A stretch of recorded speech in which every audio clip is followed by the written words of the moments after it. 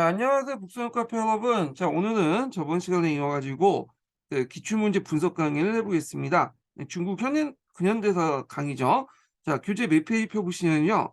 361페이지 펴보세요. 자, 11번 문제를 보죠. 가조약으로 일본이 최종적으로 획득한 지역을 한 가지 쓰고, 기역에 한 가지를 쓰시오. 그리고 디귿의 지명을 쓰고, 나 주장에 따라 니은이 주도한 개혁 정책 중, 교육 분야에 관련된 내용을 한 가지 쓰시오. 이렇게 있거든요. 자, 여기 보면 일단 가조약부터 이제 보죠. 가조약. 가조약은 청해 전쟁이 끝난 후에 맺어진 시모노세키 조약이죠.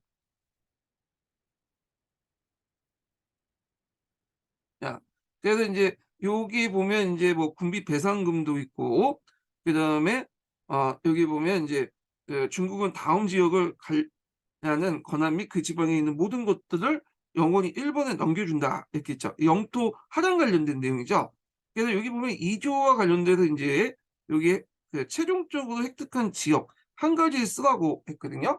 요거는 이제 시몬스키 조약 내용을 아셔야죠. 일단 기본적으로. 그래서 이제 시몬스키 조약 때 이렇게 넘어간 지역이 어느 지역이죠?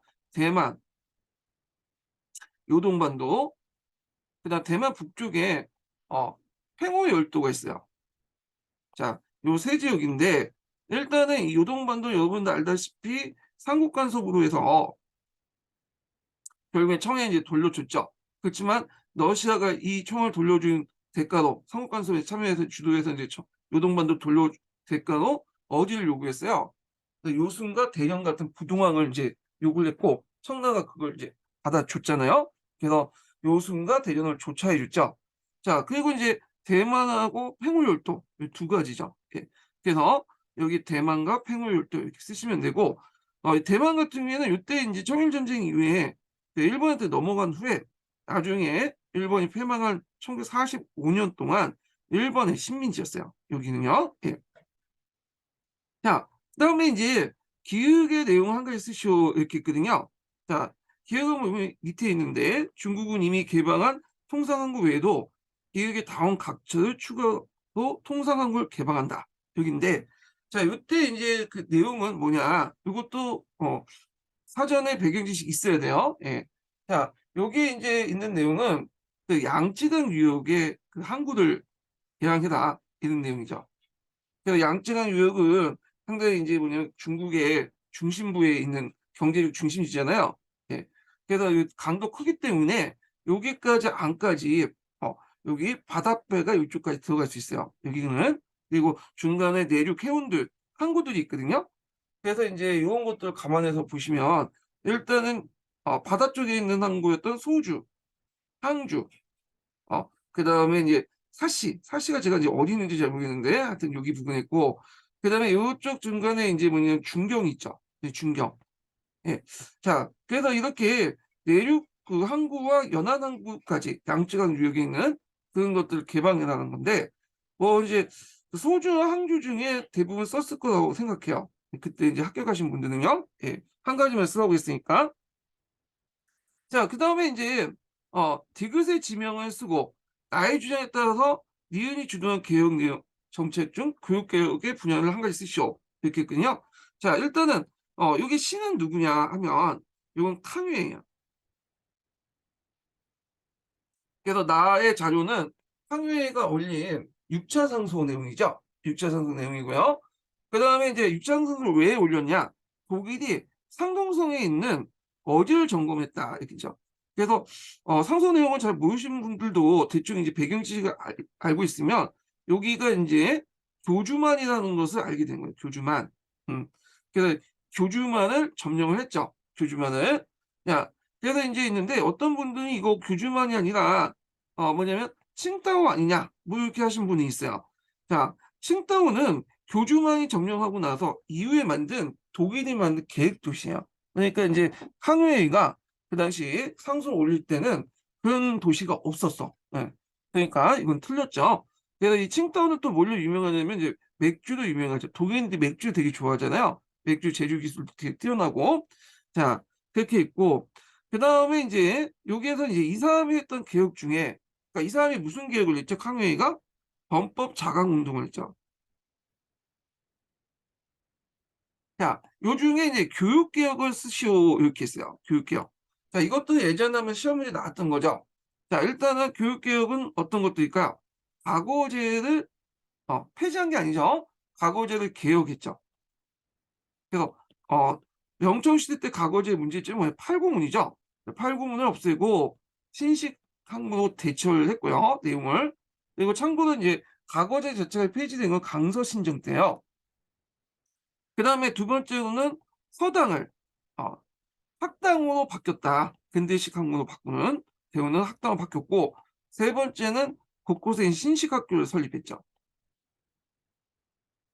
자, 이런 것들은 이제 좀 기억을 해 두셔야겠죠. 예. 자, 그리고 인제 이런 조치들은 이제 이런 성리학적인 어떤 유교적 지식이 아니라 인제는 그 근대적 지식인을 양성하는 데 크게 비바지했죠. 자, 요런 내용들 같이 기억을 해 두시면 될 것 같아요. 자, 근데 인제 결과적으로 이 칸예가 했던 범법 자강 운동은 서태후는 보수파의 정권은 이제 실패했잖아요. 예, 무술전면이라고 하는데 하여튼 이렇게 있고요. 자, 그다음에 이제 12번 문제 볼게요. 자, 다음 자료를 읽고 작성 방법에 따라서 서술하시오 이렇게 했거든요. 자, 가는 이제 이용장 관련된 내용이에요. 자, 이용장은 한량사에서 사망했다. 향년 78세였다. 다음 황제가 상을 내렸다. 짐은 태후의 명을 받든다.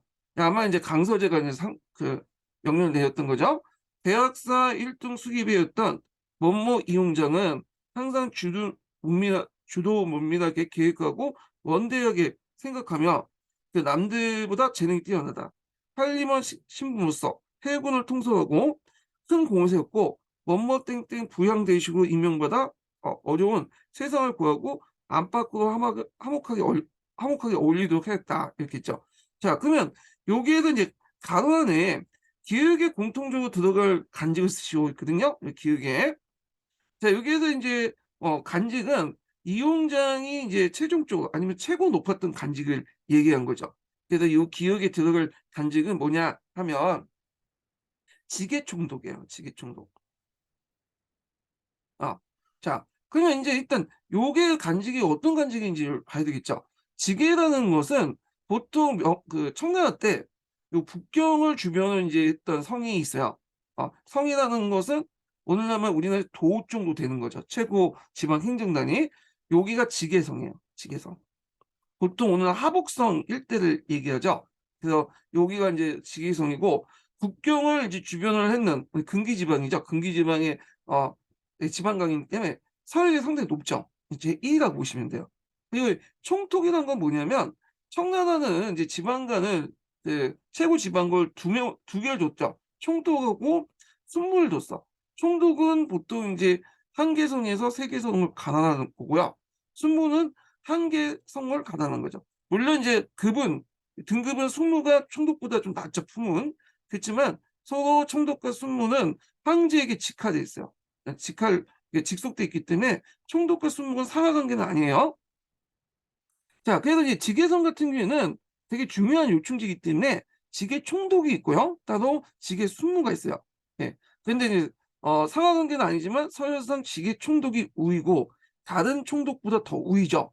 그러다 보니까 이 직계 총독은 지방관 중에 서열이 제일 높은 관직이다. 이렇게 보시면 돼요. 그만큼 이제 이용장이 상당히 정치적 비중이 상당히 높았다. 이렇게 보시면 되죠. 자, 지난해 경사의 변이 발생하자 이렇게 했는데 경사라는 것을 보시면 있는데 이 경사는 뭐냐? 요거는 수도라는 의미야, 수도. 예. 그래서 이제 남경은 이제 예전에 명나라 초기 때 경사는 남경이었죠. 그래서 초창기 때는 이제 경사는 남경을 의미했다가 명나라 이제 수도가 북경 옮기잖아요. 그리고 이때부터는 수도 경사가 북경이야. 그러니까 북경에서 일어난 변이 발생했다는 거예요. 이거는 앞에서 인제 니은과 연결시켜서 이 사건의 초기는 업보라고 한다. 이 사건은 이제 의아당 운동이죠. 인맥상. 의아당 운동에서 일어났던 과정에서 북경에서 일어났던 여러 가지 반란들 얘기야. 그러니까 의아당 운동 중에 그 북경에서 일어났던 여러 가지 반란들을 내용인데, 그래서 이제 여기는 그 니을 내용 중에 밑줄친 니은의 내용을 쓰는 거는 의아당 운동에서 하는 과정에서 북경에서 일어났던 여러 그 반란들, 난들 이 내용을 쓰면 될 것 같아요. 그래서 뭐 8개국 연합군이 북경을 침략하고 약탈됐고요. 이영원이 소실됐고, 그 다음에 북경에 들어온 연합군이 각각의 점령군을 설정해 분할 통치했다. 뭐 이런 북경 안에 있었던 여러 가지 이제 그 외국 군대들의 어떤 약탈 행위 뭐 이런 것들을 쓰시면 될 것 같아요. 예. 그래서 이제 결국 이하단나는 진압되고요.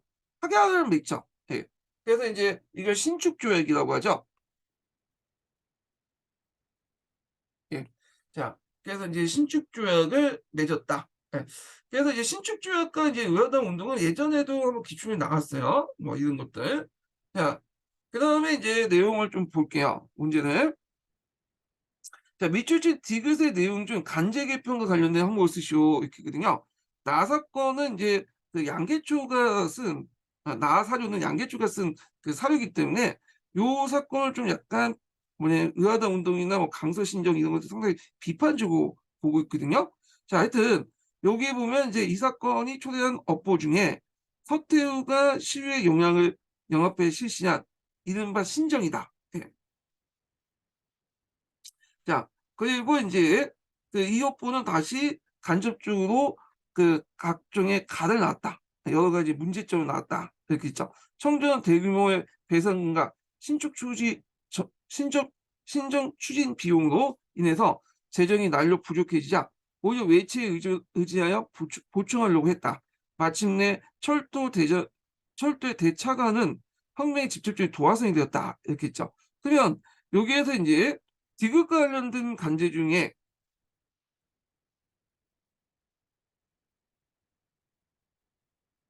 디귿은 이제 신축조약이죠. 신축조약의 내용 중에 간제 개편과 관련된 항목을 쓰시오. 이렇게 있거든요. 자, 간제 개편은 이제 그 신축조약의 그 내용 중에 간제 개편 관련된 내용은 하나 있죠. 이 총리하문을 뭘로 외교부로 대신하게 하는 거야. 총리하문을 이제 폐지하고 근대적인 외교부로 만들어라. 그리고 외교를 설치해서 이걸 육부 위에 둬라. 이 내용이야. 그래서 신축조약 중에 외교와 그 간제 개편과 관련된 내용을 쓰시면 될 것 같아요. 이 부분은요. 예. 자, 그 다음에 이제 여기 보면 그 마지막 문제 보면 밑줄 친 미은의 이유를 쓰시오 이렇게거든요. 마침내 철도 대차관은 혁명의 집초적인 도화선이 되었다. 이게인데 이건 이제 뭐냐면 그 청주의 철도의 국유화 방침이죠.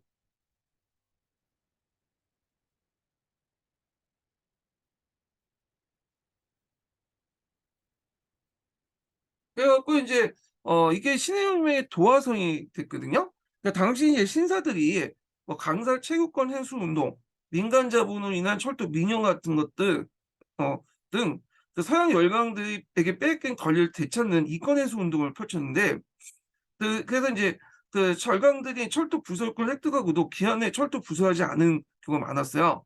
그 다음에 기타 규정을 어길 경우에는 철도 부설권을 해소해서 자신들이 자본을 내갖고 철도를 개설하려고 했어요. 그래서 이제 이게 어느 정도 이제 진전이 돼서 호북이나 호남, 강동에 있는 이제 철도 부설권이 해소되었고요. 기타 지역까지 이게 확산이 됐거든요. 자, 그래서 이제 또 이런 과정에서 그 신사들이 자기 자본 가지고 좀 부족하니까 그 당시 이제 뭐 민족주의 감정을 내세웠고 지역민들의 자금을 또 강제로 징수해가지고 관광지를 징수해서 이용전에 이제 참여시켰던 거야. 그러니까 이 그 당시 입건수 운동은 전 국민이 같이 참여했던 그런 운동이었죠. 근데 이 철도 국유화 정책을 피면서 이제 모든 계층들이 이해관계를 반하는 행위였는데 그래서 이제 청주는 명분상 철도 민영화에 지방에 부담하면 엄청난 비용을 지방에 감당할 수 없고 사업이 늦어질 수 있다. 통일적인 철도망 구축에 또 장애가 될 수 있기 때문에 오히려 이제 뭐는 이런 것들은 안 된다. 그래서 이미 승인됐던 민간인들 철도 부속권 아예 취소하고 이걸 국유화시켰어요. 이걸 담보로 해가지고 열강도부터 차관을 빌려오려고 했거든요. 자, 그러니까 이권 수운동을 이제 추진했던 신사들은 청주가 열강에게 철도 이권을 다시 내주는 행위로 이제 인식해서 반대 운동을 펼쳤고요. 일반민들도 이 민간철도 부설 비용 중에 강제로 징수된 자금이 있었기 때문에 신사 계층부터 이 운동에 참여했죠. 왜냐하면 만약에 이제 국유화가 되면 자기 돈이 다 날아가는 거 아니에요. 자, 그래서 호남선을 시작으로 해서 각 지역에 봉기했고, 특히 사천성 봉기에서 이 정부가 진압하는 과정에 유혈 사태까지 발생이 돼요. 그러니까 이제 사천성에 있는 병력 가지고 이제 진압이 안 되니까 직접 이제 정부는 호복성에 무한에 주둔하고 있는 신군을 사천성에 파견하려고 준비 중이었는데, 신군 내에서 활동했던 혁명단체였던 문학사와 공진회의 주도로 무창봉기가 일어났고요. 이 사건을 계기로 해서 각성의 혁명세력들이 독립선언을 하게 되죠. 그래서 요 이유에 대해서 이제 앞에 말한 것처럼 음, 철도 구결을 철도 구결을 청조가 열강의 철도 이권을 다시 내주는 행위로 파악했기 때문에 반대했다. 이렇게 쓰시면 될 것 같아요. 예. 그래서 이것 때문에 이제 내용을 좀 기억을 해주시고요. 예. 그리고 이걸 통해서 이제 신해혁명이 일어났던 거죠. 예. 철도 대차관은 혁명에 직접적으로 도화성했다. 예. 그래서 이 내용들 좀 기억을 해주시면 될 것 같아요.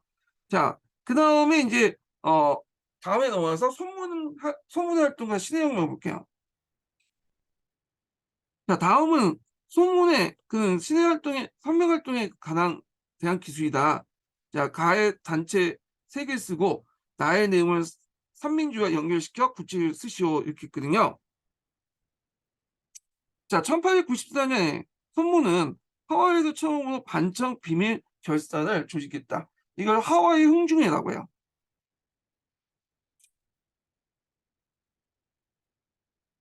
이어 그는 이 조직을 바탕으로 이듬해 강주 봉기를 계획했고 실패했고 일본, 미국, 유럽 등에 망명하여 혁명세력을 규합하여 노력하였다. 자, 그 결과 1905년 그는 마침내 일본 도쿄에서 기존의 세계 혁명단체를 통합하여 중국의 동맹회를 설립했다 하죠. 이때 이제 세계 그 혁명단체가 뭐냐 물어봤는데 요거는 이제 흥중회, 그다음 강국회, 그다음에 하흥회, 예, 이런 조직들이죠. 이런 조직들을 통합해서 동맹회를 결성했다. 자, 동맹회 결성 대회는 17개 성 출신 인사로 300명이 참여했으나 숭원을 총리로 선출하고 4대 강령을 채택했으며 기간지 민보에 뭐냐면 발행하여 조직적인 혁명사상을 고취시켜 나갔다. 자, 4대 강령은 후에 삼민주의 근간이 되었다. 이렇게 있거든요. 그럼 4대 강령이 뭐냐? 요거는 이제 그 뒤에 잠깐 볼게요. 3번 문제하고 연결돼 있어요. 여기 있죠. 보통 이제 중국 애들은 16자 구호를 되게 중요해요. 내자 이렇게 끊어가지고 이렇게 이제 자신의 의견을 발표하는 게 발표하고 강령을 만들고 그러거든요. 그래서 여기 보면 이것도 마찬가지로 16자 구로 구성돼 있어. 여기에서 이제 강령 내용 부분이 요거죠. 자, 여기 이제 보면 구제 단료, 그다음 중화, 회복 중화, 창립 민국, 직권 평등 이렇게 이제 있거든요. 자, 평등 직권이라고 하죠.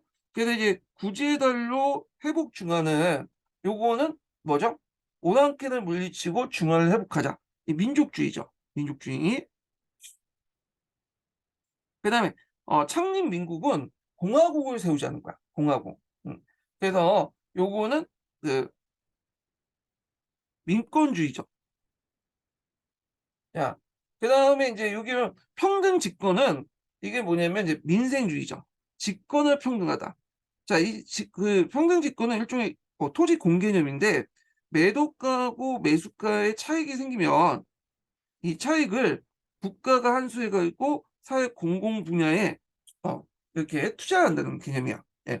자, 그래서 이제 이런 내용인데 나중에 물론 이제 이 민생주의, 직권평등의 의미는 토지의 어떤 분배, 국유화 이런 거하고 이제 연결돼 있지만 아직 그 당시에는 구삼민주주의 단계에서는 요 정도였다. 이렇게 보시면 될 것 같아요.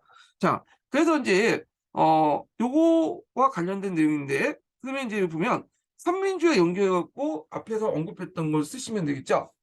오랑캐를 물리치고 중화를 회복하는 건 민족주의. 그다음에 공화국을 건설하고 하는 것은 민권주의. 토지 양도 차익을 회수해서 그 사회 공적인 어떤 부분에 투입 그 투입 사회 공적인 부분에 뭐냐면 이렇게 투자하는 것은 민생주의. 이렇게 보시면 되겠죠. 자, 그다음 2번을 볼게요. 2번. 자, 보기의 자료와 관련 있는 개혁운동은 이렇게 있거든요. 자, 여기는 이제 뭐와 관련된 내용이냐면 그 당시 이제 중국 그 혁명단체 동맹 기간인 민보의 창간보에 나오는 삼민주의 내용 일부예요. 그래서 보면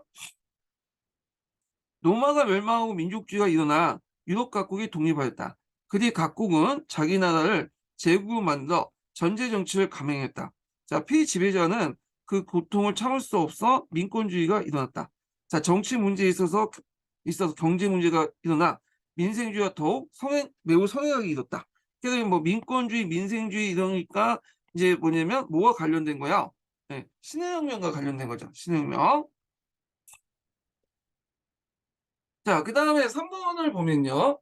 자, 보기는 중국의 어느 단체 입회 서약이다. 이 단체의 활동을 옳은 것은 16자 구호, 민족, 민권, 민생 관련된 내용이니까 앞에서는 동맹이죠. 동맹. 자, 그래서 이제 동맹 활동 내용을 쓰라고 하는 거죠. 자, 1번을 보죠. 호복운동을 통해 호복운동 동맹가 아니라 1917년 중화혁명 당시에 이제 시작된 소문이 전개했던 운동이에요. 그래서 이제 위안스카이가 종전에 이제 중화민국 헌법을 약법을 이제 약법이죠. 약법을 개정하려고 하고 신약법을 만드니까 예전의 약법을 지키자 이런 것들이 이제 호복운동이고요. 그 다음에 이제 기간지로서 민보를 발행했다. 봤죠? 동맹가 민보를 발행했다. 이거 쓰시면 돼요. 자, 그다음 원세계의 제재 운동에 반대했다. 원세가 황제가 되려고 이제 했잖아요. 그래서 이제 원세기는 중화민국 총독이 된 후에 중앙집권화 정책의 성과를 바탕으로 황제가 되어서 강력한 권한 행사를 동원했어요. 결국에 위안스가 이제 황제제에 등극하니까 국내에 이제 뭐냐 반발이 빗발쳤고 그 당시 이제 동맹회는 국민당으로 개최하고 있었죠. 그래서 국민당은 위안스카의 탄압을 받는 간으로 아예 됐고 소문은 해외로 망명해서 중화혁명단을 뭐냐면 건설했던 시기 때문에 요 제재 운동은 동맹회와 관련이 없어요. 동맹하고 예. 자, 그다음에 강주와 해주에서 혁명봉기를 시도했다. 맞는 것 같죠? 요거는요. 근데 틀렸죠. 요거는 동맹이 아니라 동맹의 그 전에 그 전신이었던 흥중에서 했던 거야. 흥중에서. 그래서 송문은 그 강동 출신이에요. 그러다 보니까 이제 강주나 해주에서 이제 중심을 해갖고 강동을 중심으로 해갖고 그 혁명 운동을 일으켰어요. 그래서 강동을 중심으로 해서 혁명의 근거지를 마련한 후에 북벌을 통해서 그 당시 이제 그 중국을 장악을 하려고 했죠. 중국 전체를요. 예. 자, 그 다음에 이제 4번을 볼게요.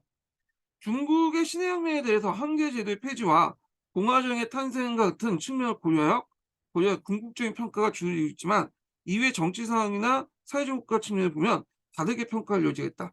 자, 아래 제시된 자료들을 읽고 물음에 답하시오. 자, 그래서 이제 각성의 신군 세력들이 혁명 이후 각지에서 주요한 정치적 변수가 되었다. 신해혁명은 향신혁명이라고 할 뿐 혁명이라고까지 평가를 전하는 견해도 있었다. 혁명이 확산되는 과정에서 내분이 일어나 대부분 성에서 혁명파들이 패퇴했다. 자, 악규정정은 혁명의 와중에 휩쓸려다가 억울하게 희생된 민중을 묘사했다. 이렇게 있는데, 자, 그럼 위의 내용을 참고해서 주도층, 사회 구조, 혁명 후 전개된 정치 상황에 초점을 맞춰서 신혁명 한계를 70자 이내로 서술하시오. 이렇게 있거든요. 신해혁명의 한계는 여러 가지가 많죠. 근데 여기에는 이렇게 조건이 주어졌잖아요. 그러면 조건에 맞춰서 뭐냐면 쓰셔야 돼요. 예. 자 여기에서 인제 주도층을 보면 일단 아큐 전쟁에 보면 아큐라는 사람이 인제 자기가 혁명군에 약간 도와줬던 이유로 떠보러 다녔잖아요. 그러다가 혁명군에 잡혀더니 총살당하죠. 그래서 인제 이걸 민중을 이제 모살했다고 하는데 자 여기에서 보면 이가 민중은 일단 아니라는 거죠, 혁명의 주체가. 근데 여기 보면 인제 그 혁명의 주체를 보면 신사계층, 항신계층이었다. 이런 내용을 볼 수가 있죠. 그리고 이제 초창기 때는 혁명파들이 주도했지만 이 혁명파들이 해외에서만 활동하다 보니까 이게 그 근거지가 없어, 국내에. 그러다 보니까 예전부터 이제 그 신사들이 그 당시 이제 강서신정 때부터 자정원 이런 등등 해서 자유국 등등해서 이제 힘을 결집을 했고 그 당시에 민중들과 함께 인제 반청 운동을 펼쳤잖아요. 자 이런 것들 때문에 이제 혁명파들이 초창기 때 주도했지만 곧바로 이 신사계층들이 밀려, 이pon파 신사계층들에게. 자 이런 걸 볼 때 또 이게 신군들이 주도를 했잖아요. 그래서 이런 것들을 볼 때 민중이 아니라 혁명파가 아니라 주로 이제 신군 그다음에 신사층이 주도를 했다는 걸 이제 볼 수가 있죠. 이 주도층 관련된 내용에 쓰시면 되고 자 근데 사회 구조적인 그 보면 명색만 이제 중화민국, 공화국으로 바뀌었지 실제로 별로 바뀐 게 없잖아. 어 그래서 봉건적 지배만 재편을 하는 정치 분야의 그 뭐냐면 정치 변화에 불과했고요. 결국에는 혁명 후에 어떻게 됐죠? 정치 상황은 원색의 독재와 군벌 통치만 낳게 되는 거죠. 그래서 민중이 아닌 신사층과 신분이 주도됐고요. 이 주도층 측면에서 보는 거고 그다음 사회 구조를 보면 봉건적 지배의 재편화는 재편만 하는 정치 번역에 불과했고 그러니까 구조적인 어떤 것들이 없이 그 봉건적 지배를 재편하는 정치적 번역에 불과했고 원색의 독재와 군벌 통치만 남았다. 요렇게 쓰시면 되겠죠. 자 그다음 5번 문제 보죠. 5 번. 자 5 번은 인제 그 신해혁명 전후로 해서 제기된 중국의 정치 체제에 관한 각 정파의 주장이다. 가와 나에 대한 설명 가에서 나에 대한 모든 설명을 보기에서 모두 고른 것은 이렇게 있거든요.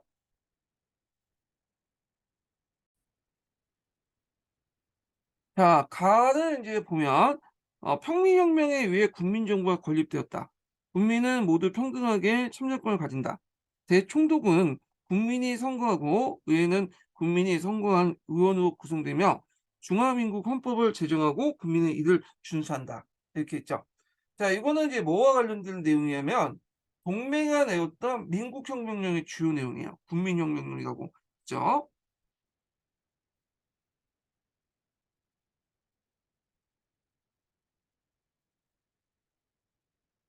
자 그다음에 나를 보면요. 자 중국이 평화를 회복하는 유일한 방법은 모든 권력을 인민에게 반환하여 지방장관과 성의회 위원들이 모두 인민이 선거하는 것이다. 그래서 이 시도가 한 성에서 성공한다면 다른 성들도 따를 것이고 결국 중국의 큰 하나의 연성 정부가 구성될 것이다. 이렇게 돼 있죠. 자 이것은 연성 자치 운동이라고요.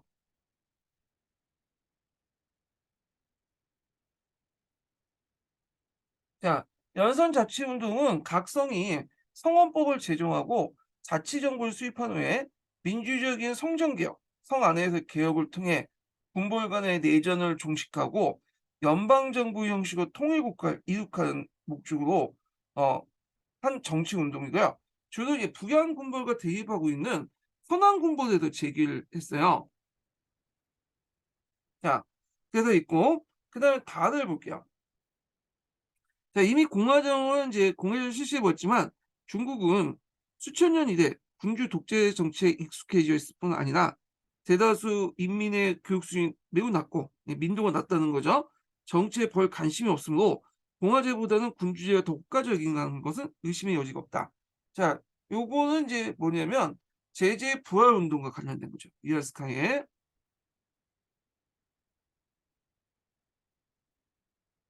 자, 위안스카는 그 당시 시대혁명 이후에 공화국이 되었잖아요. 근데 공화국에 더 마음에 안 들었어요. 그 사람이 총독이 즉위한 후에 어떻게 자기가 한번 황제가 되고자 했던 거예요. 그래서 이제 사전 작업으로 이제 외국인 고문들을 시켜 가지고 그다음에 중국인들 민도가 낮아서 공화정에 적합하지 않다라는 여론을 형성했어요.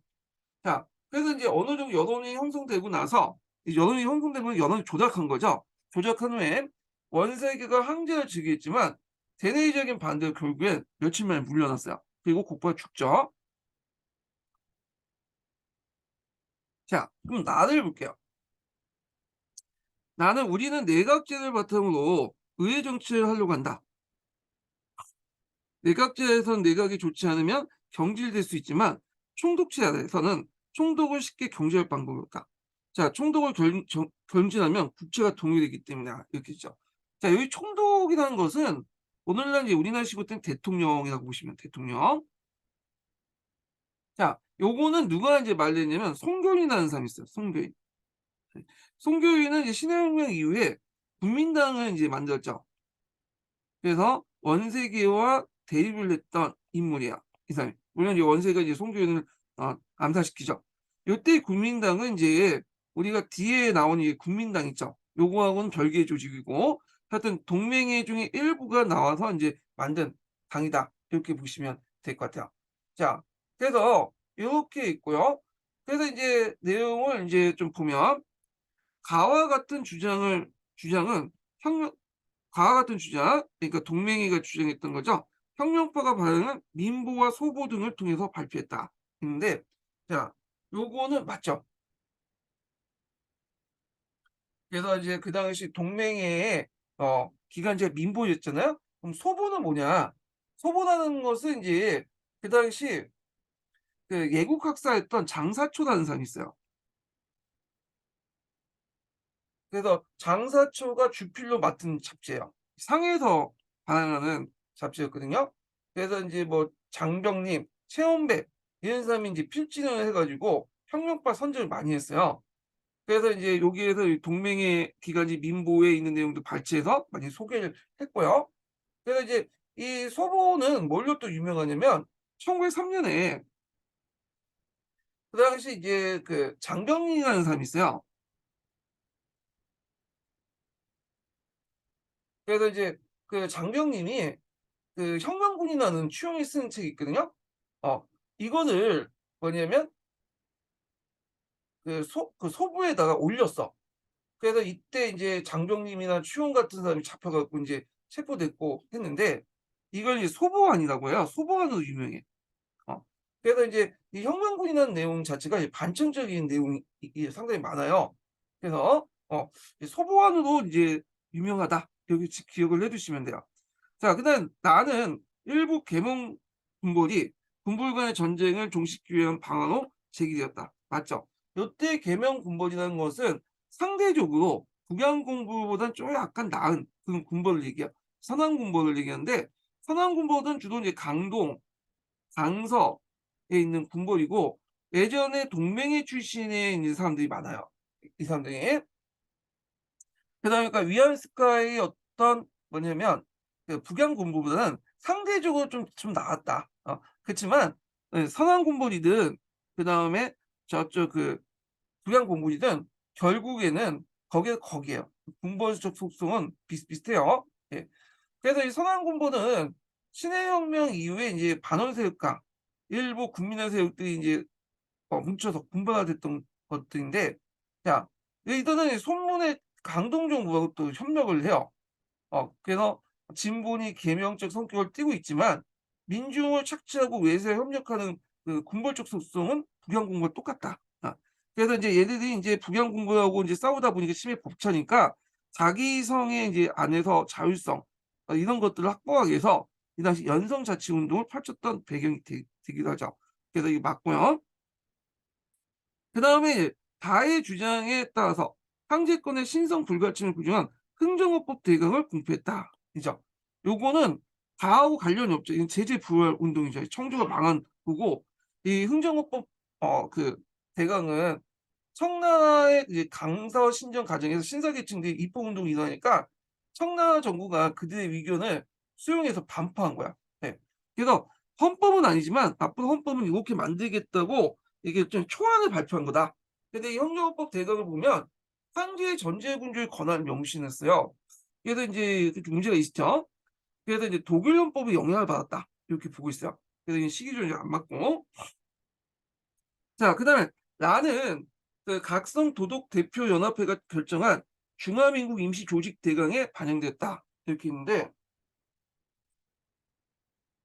라는 아까 말한 송교인의 내각 중심 개혁안이었죠. 그럼 각성 도독 대표 연합회, 각성 대표단 약칭 어 결정한 중화민국 임시 조직 대강이 뭐냐? 이거는 이제 그 이게 뭐냐면 이 신해혁명 직후에 인제 상해에서 각성혁명자 대표 구성된 그 대표단이에요. 각성 도독 대표 연합회는. 그래서 이때 인제 임시 대총독을 중심한 중화민국 임시정부 조직대강을 통과시켰거든요. 그래서 인제 이 조직대강에 입각해 가지고 그 원세기가 임시 대총독을 이제 선출 하자는 논의가 있었지만 반대가 이제 심해서 차후에 상황을 수습한 후에 결정하는 방향으로 의견을 정리했어요. 게다가 손문이 귀국한 후에 이 조직대강이 너무 졸속적으로 되었고 내용상 문제가 많으니까 다시 인제 임시약법으로 인제 개정을 하려고 했어요. 이때 이제 국민당 내부에서 정치체를 둘러싸고 호남인의 대통령 중심제, 이 총독제와 성교인의 내각 책임제 의견이 대립을 했고요. 결국에는 그때 대총독을 바탕으로 한 내각 정부적 요소가 수용하는 식으로 결론냈죠. 그래서 이 송교인의 내각제 주장은 조직대강에 인제 수용한 것이 아니라 후에 인제 뭐냐면 임시약법에 반영된 내용이다. 이렇게 보시면 될 것 같아요. 그래서 요거 틀렸죠. 그래서 요 문제는 니을 지문은 되게 어려워요 이거는. 이거는 상당히 어려운 내용이거든요. 그래서 저도 인제 근거를 이제 중화민국사라는 전문 서적에서 찾았어. 예. 그래서 이 객관식 기출 문제 풀어보면 상당히 어려운 문제가 간혹가다 있어요. 자, 그래서 기읍과 니은 답이 1 번이 되죠. 자, 그다음에 인제 어 6 번을 볼게요. 6 번. 자, "다음 자료를 읽고 작성 방법에 따라 서술하시오." 이렇게 있거든요. 요 문제도 그냥 우리가 보통 이제 신동계나 한의중 가지고는 풀 수 없는 부분인데 되게 어려운 부분이죠. 자, 답을 보면 중국에서 조계 설립의 근거는 아편 전쟁의 패배로 중국이 열강에 맺은 일련의 조약에 의거했다. 상하이 조계는 땡땡 영사와 상하이 도대 간의 1차 토지 장정이 체결되면서 공식적으로 설립되었다. 자, 그다음에 인제 그 그 전라는 본래 외국인들이 거주만 허용되었던 조계에 중국인 난민이 대거 유입되었다. 자, 이에 열강은 조계가 설립된 지 10년 안 되어 2차 토지 장정을 공표했다. 자, 이 장정으로 중국인들이 거주가 안 되고 새로운 경계가 확정되었으며 공부국이 설치됐으며 공부군 시정 건설, 치안 관리 및 징세 등 일반 업무 전반을 책임졌다. 이렇게 했죠. 그다음에 이제 나는 이강수가 이제 상해에서 삼천리인데 이강수가 인제 한때 그 임시정부에 있었잖아요. 그러니까 이제 임시정부에 있었던 때 상해에서 있을 때 이제 했던 내용들을 해석하면서 삼천리라는 잡지에 기고한 내용이에요. 그다음에 나는 20 세기 초 상하이 조계도 요 관련된 내용인데요. 예. 자, 그러면 인제 그 내용을 이제 볼게요. 자, 여기에서 인제 보면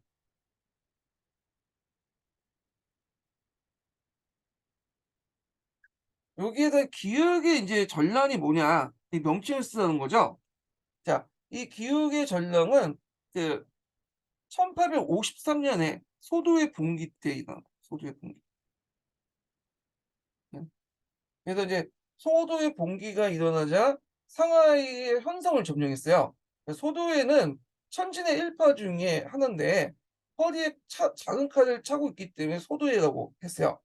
그래서 이제 18 세기 중반 이후에 청나라 통치력이 점점 쇠퇴해지니까 전국 각지의 인제 도시 노동자, 빈민, 농민, 지식인들이 힘을 합쳐서 반란을 일으켰는데 이때 청나라를 배격하고 명나라를 복구하며 부자를 타도하고 가난한 사람을 구제하는 구가 중심을 이뤘던 단체가 이 소도회죠. 예.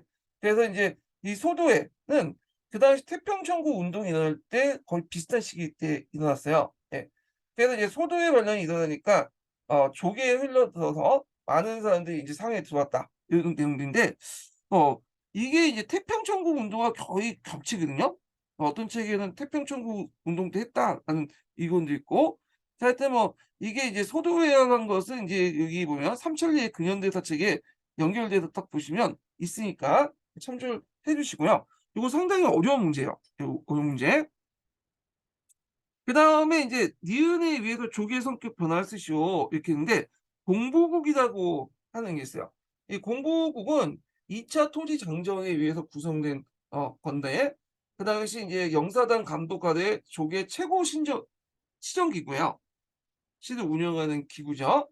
그래서 그 당시 조선 중국 정부가 조기에 대한 통제권을 상실하니까 상하이의 영국, 그러니까 아까 이제 소도회나 뭐 태평천국 운동 때문에 그 상실한 거죠. 그 영국이나 프랑스, 미국 쪽에는 연합 관리 기구인 상하이 공보국을 만들고요. 그리고 인제 무장 경찰을 두는 등 국가 속의 국가인 조계를 이제 형성했다. 요렇게 인제 있거든요. 그래서 이제 조계는 그 당시 인제 하양벌거라는 건 뭐냐면, 자 여기 보면 조계 안에서 중국인의 거주가 안 된다고 했죠. 그래서 하는 뭐냐면 중하죠. 중국인들이 거주한 지역과 양인들, 서양인들이 거주한 지역을 아예 나눠 버렸어. 예. 그래서 이런 성격을 갖고 있다. 그래서 이제 이 하양벌보다는 그 조계는 하양벌보다는 중국인 세계와 그 하양벌보다는 그 중국의 세계관 속에서 중국인과 서구인을 이렇게 분리시키는 공간이에요. 예. 그래서 이제 이렇게 이 조계 안에 공보국 같은 이제 시정기구 설치로 이제 외국인 독점을 관리 공간으로 이렇게 바뀌었다. 그런 것들 좀 기억을 해 두시면 되고요. 그래서 그 당시 인제 중화적 세계관 입각해서 중국인들 서구에 다시 얘기할게요. 이게 어려워 가지고 제가 설명을 잘 못했네. 이걸 다시 설명할게요. 예. 공보국 자체를. 예전에는 하양 벌거라고 있었어요. 하양 벌거.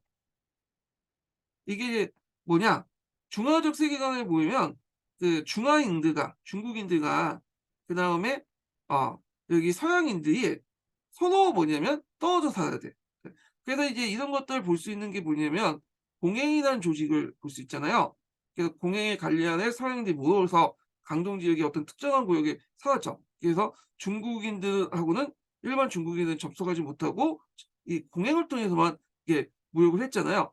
이런 것들이 하얀 별거고, 그래서 초창기 때 그 조계를 설정했던 것도 이런 중화적 세계관에 의해 한 거야. "얘들을 따로 조계로 모여 갖고 자기들끼리 살게 하자." 그래서 이제 외국인들을 이제 뭐냐면 이런 식으로 분리시키는 거야, 중국인하고. 자 근데 이 공보국이 설치되면서 어떤 의미가 받게 되냐면 조계가 어 그 당시 이제 시정 관리 기구로서 구성된 외국인들의 독점적 관리 공간으로 바뀌어. 그래서 하양 벌구가 아니라 인제는 이 지역을 서양인들이 독점하고 관리하는 공간으로 바뀐다. 자 그래서 요런 것들 이제 좀 기억을 해 두시면 될 것 같고요. 자 그다음에 인제 밑줄 친 디귿을 참고해서 다의 지도에서 확인된 세 구역의 명칭을 쓰시오 이렇게 했거든요. 자 진화와 땡땡을 지로 파국에 도달한 셈이다 이렇게 했는데, 상해에서 인제 지금 하는 거야. 진화는 뭘까요, 진화는?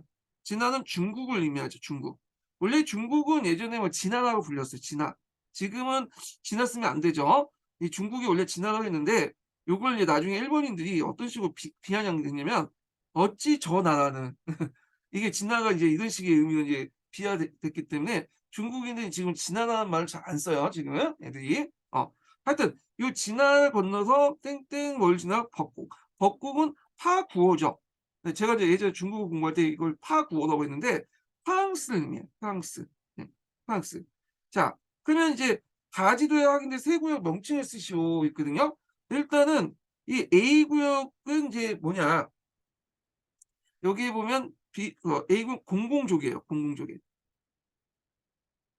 뭐 요거 가지고는 알 수 없어요. 그냥 사전적인 지식이 필요한 거이거든요.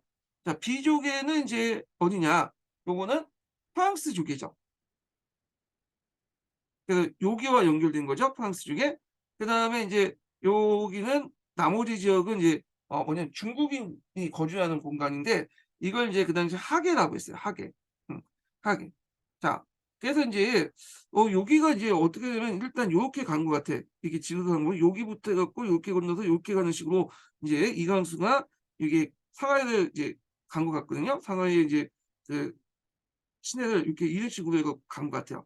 그러니까 여기가 진화, 그다음에 땡땡은 공동조개, 그다음에 여기에서 벚꽃 이런 식으로 이제 유추해 볼 수는 있긴 있어요. 근데 사전적인 지식이 있어야 이게 풀 수 있는 거예요, 이 부분은요. 자, 그래서 인제 요런 내용들 좀 기억을 해 두시면 되고요. 자, 그래서 인제 있고 공동조개는 인제 여러분들 영화 보시면 좀 약간 몇 명 익숙하신 지명인데, 이 공동조개는 왜 생겼냐면 그 당시 이제 영국 조개하고 미국 조개가 있었거든요. 예. 근데 1862 년에 영국 조개하고 미국 조개가 합병이 됐어요. 그래서 이게 공공조개가 된 거야. 그래서 왜 공공조개가 인제 했냐 하면 조개 자체가 너무 작고 번호미 숫자가 너무 적다 보니까 각 조개마다 이 공무원을 대거 파견해서 관리하는 게 비효율적이었어요. 그리고 이제 범죄가 발생할 때 범인이 다른 조개로 도망칠 경우에 체포 추적하는 과정에서 다른 조개를 관련한 국가의 협조를 뭐냐면 얻어야 되는 그런 비능률주 때문에 이제 차라리 그냥 조개를 합병하자. 그래서 그 당시 이제 요 공동 조개 저쪽 지역을 영국 조개, 미국 조개를 합병을 했던 거죠. 예. 그래서 인제 이런 식으로 공동으로 운영을 했다. 이렇게 보시면 돼요. 자, 이런 상하이 외국 조개는 1937년 중일 전쟁에 반발하니까 이런 것들이 체제가 지배체제가 무너지기 시작해요. 그래서 이제 일본 군들이 상하이 주도로 그 당시 일본 제국의 제국과 일본인들이 거주하는 구역이죠. 공공조개, 프랑스 조개 이렇게 이제 나눠 갔다가 이후 영국이 상하이에 출수하고 나서 그다음에 태평양 전쟁이 이후에 아예 일본군이 상하이를 점령 본격화돼요. 그래서 그 당시 이제 일본군들은 영국 쪽에 공공조개에 진출하면서 영국인과 미국인들 억류했고요. 그다음에 이제 이런 사건을 이제 거꾸로 상하이 조개는 전성기 영각이 급격하게 쇠퇴하게 되죠. 전쟁이 불리하게 되니까 1943 년에 상하이 공공조개는 왕시회의라는 왕정이라고 하죠. 정권에 양도됐고요. 그다음에 1945년 일본 제국의 패망과 함께 왕정의 정권이 붕괴되니까 상하이 공공조개도 철폐되고 국민정부에 흡수가 된다. 그러니까 인제 쉽게 말하면 이미 1937년 중일전쟁이 발발하면서 일본군들이 들어오면서 그 당시 상하이에 일본 조개도 있었고 그다음에 공공조개, 프랑스 조개도 있고 이후 인제 영국인들이 상하이에 철수하고 나서 41년 태평양 전쟁이 나니까 아예 상하이를 인제 일본이 다 독점을 하죠. 그리고 공공조개를 누구한테 맡겼어요? 그 당시 왕정이 정권에 맡기고 나중에 국민정부가 들어오니까 아예 조계제를 인제 폐지했다. 이렇게 인제 보시면 되는데 요거 뭐 시험 문제 안 나오니까 안 나올 것 같은데 하여튼 일단 얘기는 어 해 드렸고요. 자, 그래서 이 문제 자체가 좀 어려운 문제예요. 그래서 어떤 분은 이제 동아시아 교과서에 있는 일부 가지고 이거 동아시아 교과서에 냈다 하신 분도 있는데 요거 보고 못 풀어요. 그거는 이제 전문적인 뭐냐면 그 교재에서 낸 거거든요. 전문적인 어떤 심화 교재에서 냈기 때문에 요거는 그냥 거의 대부분 그냥 뭐랄까요. 대충 맞힌 것 정도 이렇게 보시면 돼요. 소도에는 거의 못 맞췄고 조개 성격도 쓰신 분도 없고요. 다만 인제 여기 보면 세부역 명칭할 때 이제 교과서에 있는 내용들이 좀 있어요, 구역 명칭이. 그래서 요것 정도는 약간 맞힌 분들이 있더라고요, 이 조개 명칭. 자, 그래서 인제 이렇게 있고요.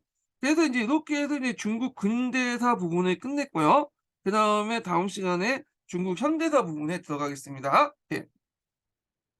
자, 오늘 강의 듣느라 수고하셨고요. 다음 시간에 뵙겠습니다.